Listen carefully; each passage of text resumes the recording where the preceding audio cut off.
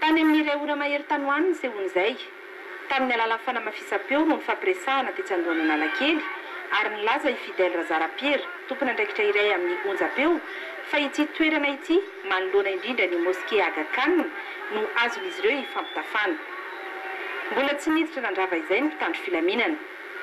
Tsy nanaiky anefa ny mpomba azy ireo, nisy ny olona niazakazaka hamonjy avy hatrany ny tetsy Ambozatovo, antony ny fanaparitahana tamin'ny alalan'ny bomba mandatsa-dranomaso.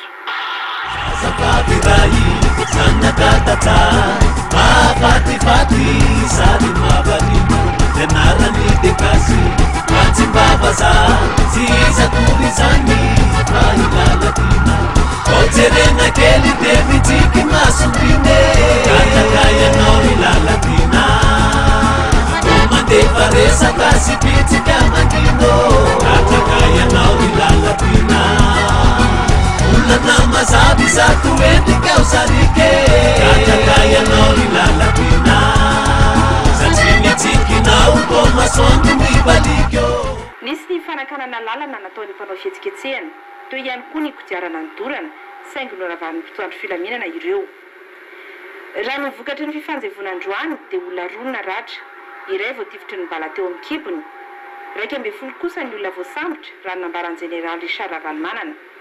Ny 9 tamin'ireo rosamborona no nalefa nody, ny 5 kosa no tanana satria nisy tamin'izy ireo nanakandalana, nitoraka mpitandro filaminana tanaty fiara, teknisiany ny onjam-peo Free FM, ary ny farany nampiasa basy ka nahavoany iray tamin'ireo naratra izay voalaza etsy ambony.